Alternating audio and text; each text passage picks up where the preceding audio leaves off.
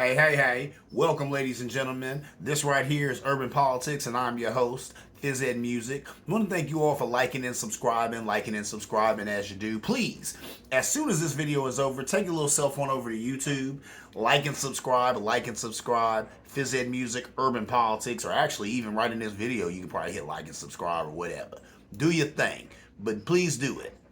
Because I definitely want to take you for the ride, or along for the ride that is urban politics, right? Right. But without further ado, I want to get right into it like a car and drive, because there's all types of tasty and delicious politics to sink our teeth into. Ladies and gentlemen, let's jump right into it. I want to talk about Mike DeWine, the governor of this great state of Ohio, the beautiful river state, right?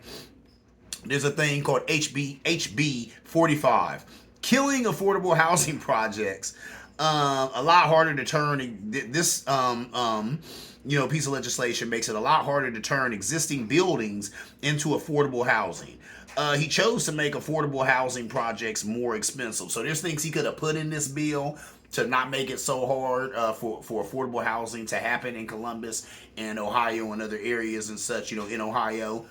He chose not to do that. He purposely wants to make it hard. Why? Probably because he's a Republican and they tend to be in the pocket of big business. Big business is not excited about affordable housing. They don't want that. They want expensive housing that's been going up all over Columbus and Hilliard and all these other places. That's what they want. They don't want people paying $400 or $500 in rent. They want people paying $2,000 and $2,500 in rent, because that's the nature of big business. So DeWine right here, by signing this bill and making it harder to get that affordable housing, that lets you know right there he's in the pocket of big business. He is one with big business, and he wants rental rates to be high. Probably because he got plenty of money and he ain't worried about where him and his family gonna live. Anyway, moving on. I'm not done yet though.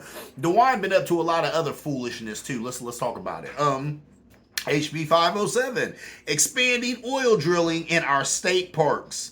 And it will redefine natural gas as green energy. Really? So there you go. There's Republicans like, that's how we'll take care of a problem. We'll just redefine we'll say that natural gas is a green energy and keep it moving. And come on, man, really? So that's how they're going to take care of a problem. Turn a blind eye to it. Worked with COVID, right, Republicans? Anyway, that's what they're on with this. And where in the world does that seem like a good idea? To take state and national parks and open them up for drilling oil. Who would think that's a good idea? Somebody who's money hungry and in the pocket of big business. Come on, man. Check yourself before you wreck yourself, GOP. What's up with that? Anyway, there's another one. We're not done yet. The hits just keep on coming with Mr. DeWine. There's HB 458, making it harder for a lot of people to vote. They're still on that. They're going to be on that, ladies and gentlemen, because they know that their policies are weak and they know that their policies are racist. And most people can see the devil in the details and don't dig the Republican Party. So now they got to play games with the vote. So they're still on that.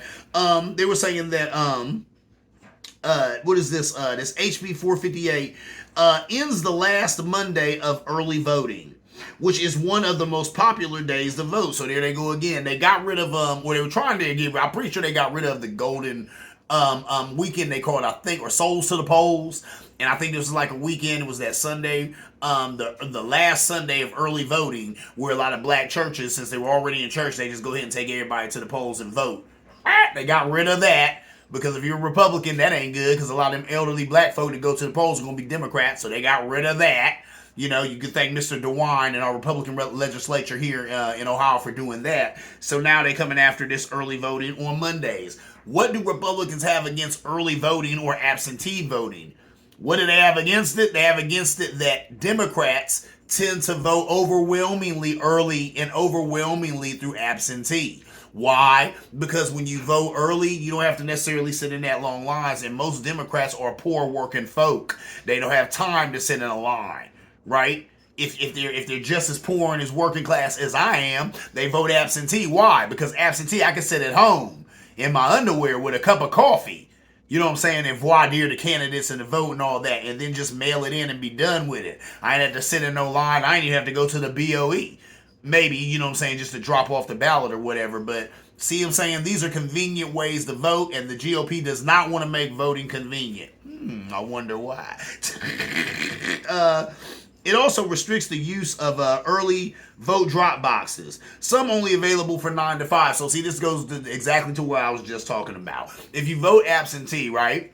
Like me, you probably you can mail it back in, or you could take it to your local board of elections, the BOE, and just drop the ballot off. Now they want to make it to where you won't even be able to drop the ballot off unless it's 9 to 5. That's ridiculous. The point of having a drop box or a ballot box is so that people can drop it off when they're not at work, after hours, 5 to 11 p.m. or something like that. It really should just be there, period, and leave it alone. Ain't nobody gonna mess with it. That's how it's been in years past. Just leave that drop box there, whatever that ballot box there, and people, leave it alone. People can drop off their ballots. That's the way it's supposed to be.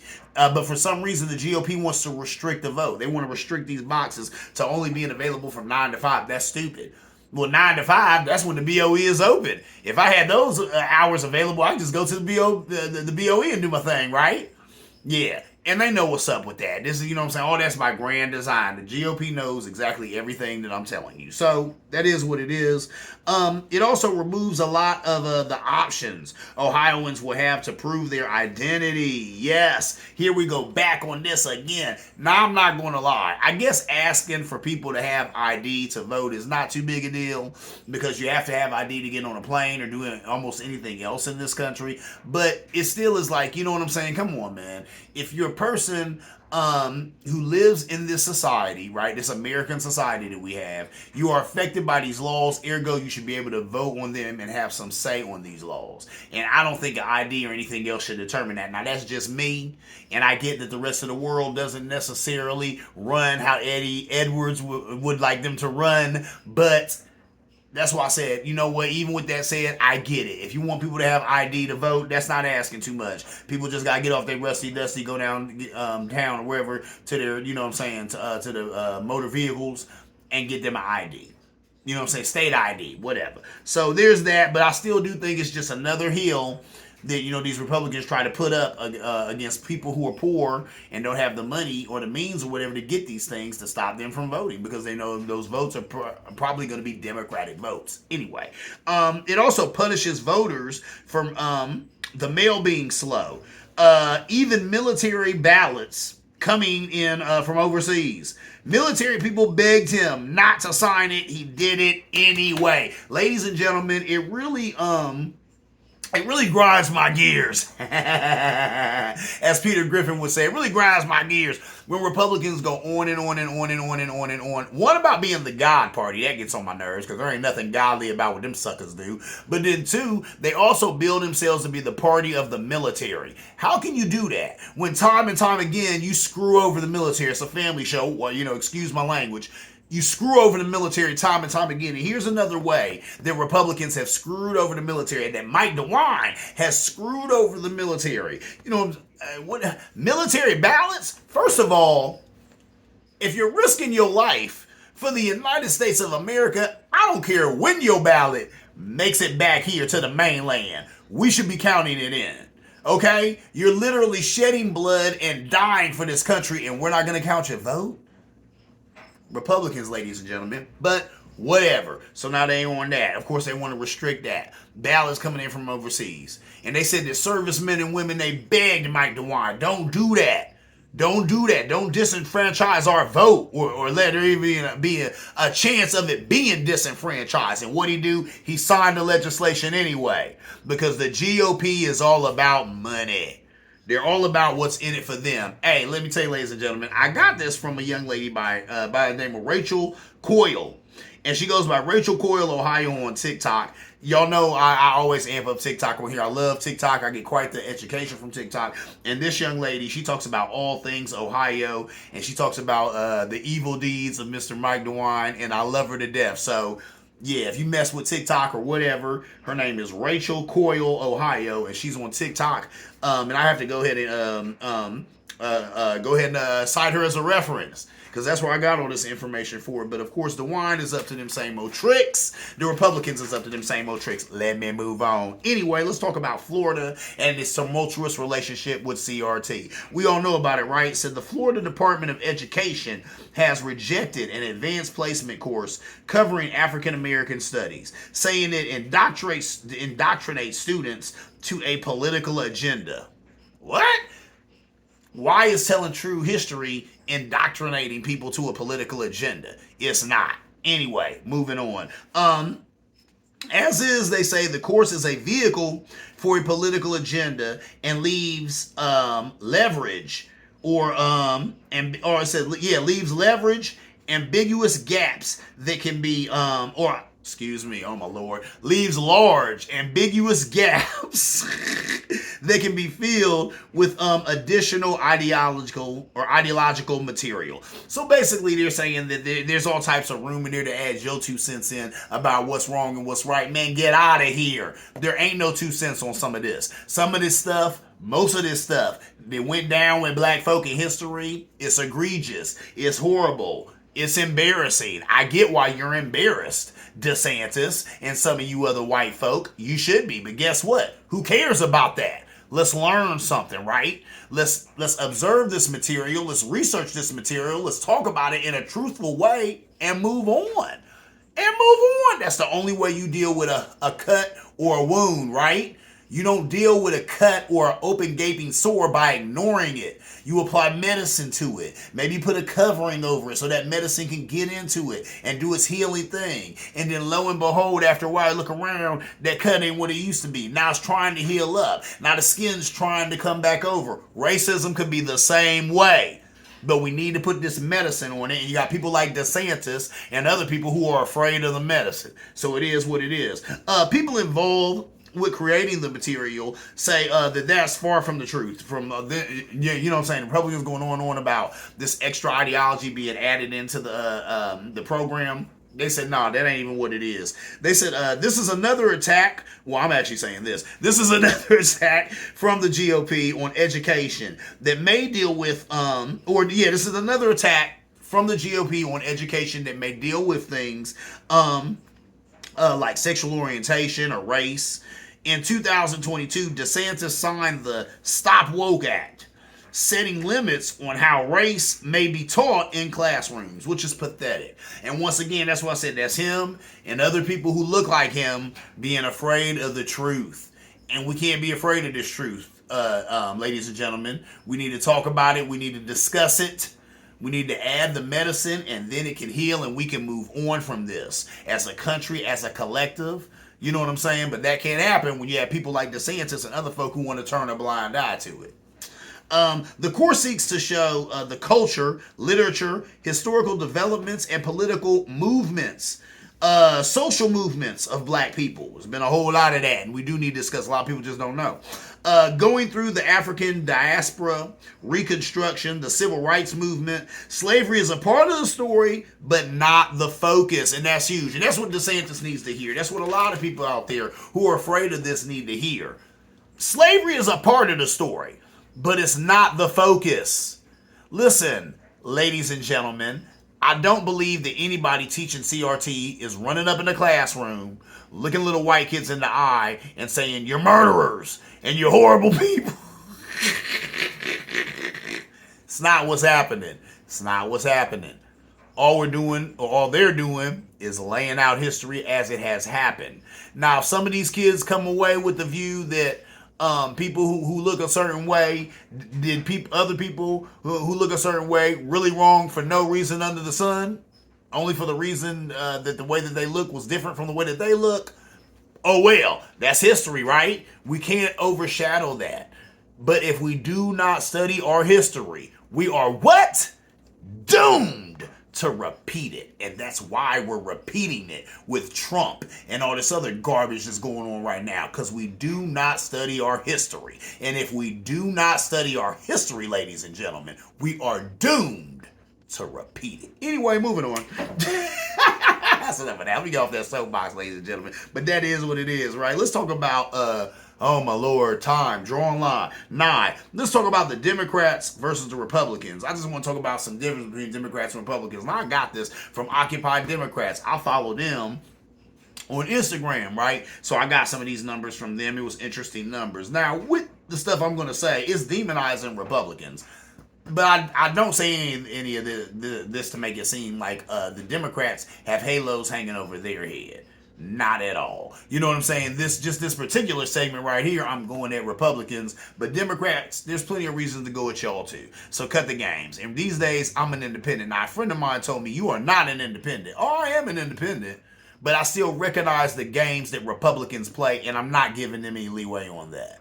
But I am independent because these days I'm a lot like a single white woman. I'm gonna vote the candidate and not the party. If I'm feeling the man or woman, then I might give them my vote. If I think they're gonna, actually do what they're saying, if they walking like they talk it, no matter what their party is, and it's something that helps me and my community and my interests, then I'm voting for that person.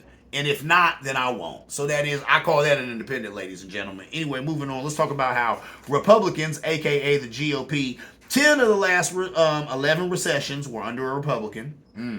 GDP growth averages 2.5% under Republican presidents, 4.3% under Democrat presidents. That's almost double the GDP growth under Democratic presidents. That is what it is. Only president to lower the deficit in the last 50 years were all Democrats. So go ahead and you can do the research on that. Get your Google on. But in the last 50 years, the only presidents to lower the deficit were Democrats. 7 of presidents with the highest job creation, 6 were Democrats since 1945. So there you go. 8 of the 10 poorest states in America were controlled by Republicans, or are controlled by Republicans. Think about that. 8 of the 10 poorest states in America are ran by Republicans. Yeah. That's interesting. These are some interesting facts right here. But you would hear this and you would say to yourself, why are Republicans still so successful? Because their messaging is amazing. I've told people all the time, even back in the days when I billed myself as a Democrat, Republicans are horrible. They're shicey. They're snake oil salesmen. But they're so much better at the game of politics than Democrats are. And I think it's because Democrats give the American people all the credit in the world, to where Republicans give the American people none of the credit in the world, right? And sometimes that works. Now the midterms that we had didn't work because they messed with Roe versus Wade. They probably should have left that alone. That did not bode well for the Republican Party. But that's them overstepping their bounds. A lot of times they get cocky. They get cocky because they got Trump as a leader who's the cockiest man on the planet for no reason. You know what I'm saying? He's full of cocky. No reason to be cocky, though. But he got plenty of cocky for you, right? So that party, you know what I'm saying, he's their standard bearer. So that party is kind of falling in line behind him, much to their own detriment, because that's not how you do this. That's not how it runs. And believe it or not, Americans are paying attention. It seems like a whole lot of them are these days with social media and all this other stuff going on. People are really watching politics, and people are starting to say, hold up, time out. Where is the drama coming from? Is it coming from the left, or is it coming from the right?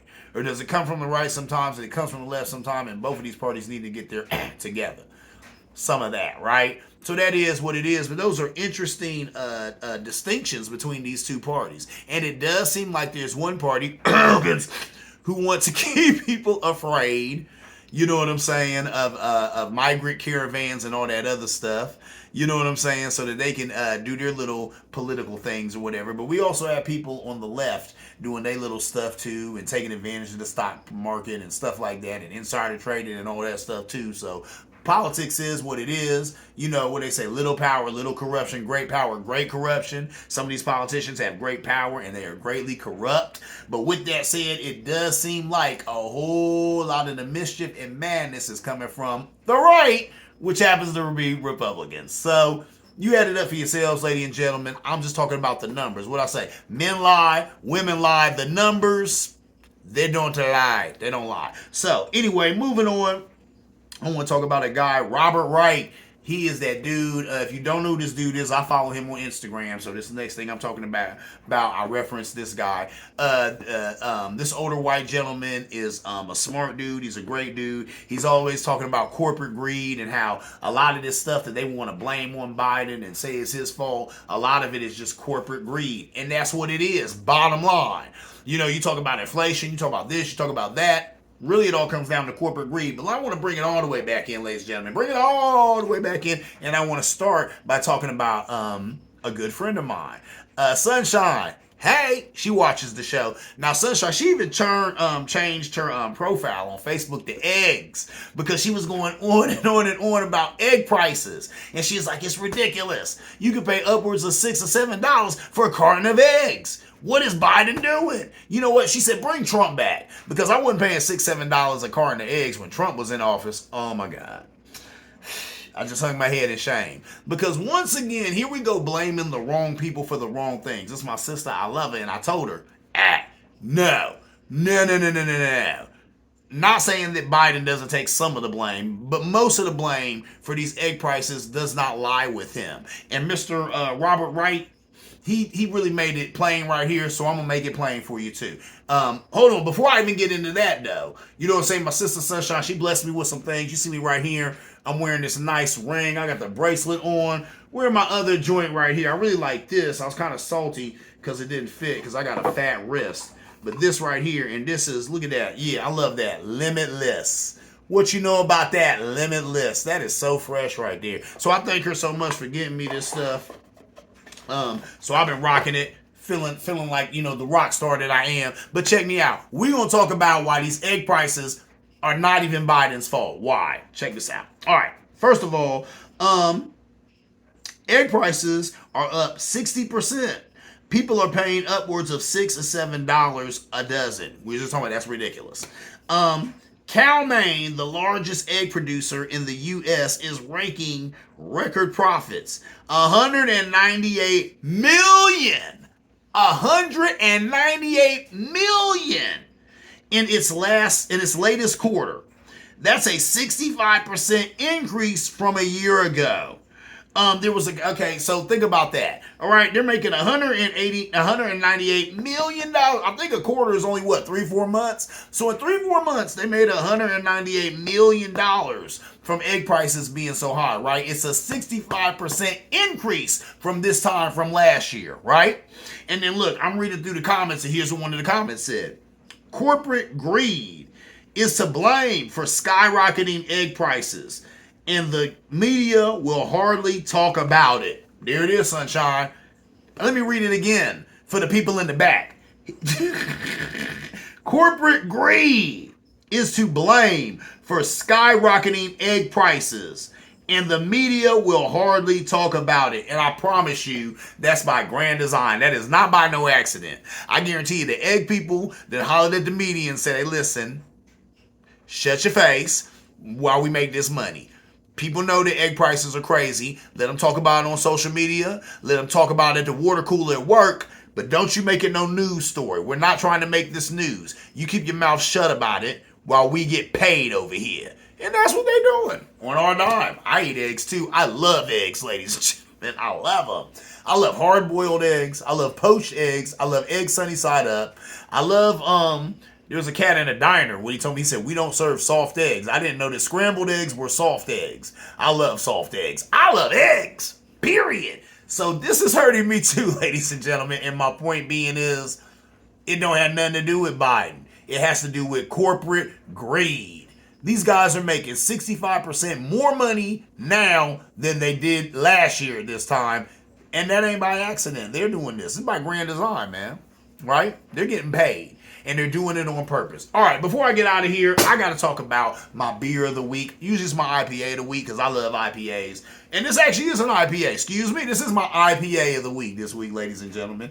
This is a Voodoo Ranger joint, and this is their new one, Fruit Force. You may have seen this in the stores, and they've been pushing it real hard in the stores because they had another one, Juice Force, that I love, that I reviewed here on the show. It's a good beer, delicious beer. But this one right here, this Fruit Force, I don't love the name, Fruit Force, but I do love the beer. Oh, hey.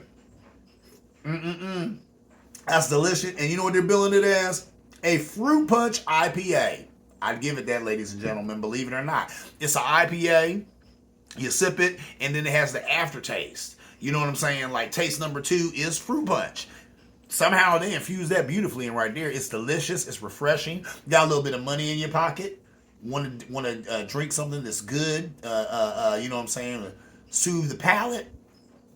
Voodoo Ranger Fruit Force. Check it out. Look, and I love Voodoo Ranger, man, because I love that picture right there with that skeleton with them, you know what I'm saying, them aviator glasses on. I guess this was a skeleton pilot or a pilot who went down in a plane, and here's what remained of them, and Voodoo Ranger used it as a mascot for their beer. I don't know. Beer's delicious. This one's good. Yeah. You know what I'm saying? There it is. Fruit Force. Like I said, I'm not in love with the name, but it is what it is. Fruit Force. All right, ladies and gentlemen, that is my time. I'm your humble host, Fizz Music. This is Urban Politics, where politics lives. I want to thank you all for liking and subscribing as you do. Please, as soon as you have some time, go over to YouTube, like and subscribe. Fizz Music, Urban Politics, and without, or as always, I'm going to say without further ado, like I'm opening up the show. No, I'm closing the show. So as always, ladies and gentlemen, see you around like a donut.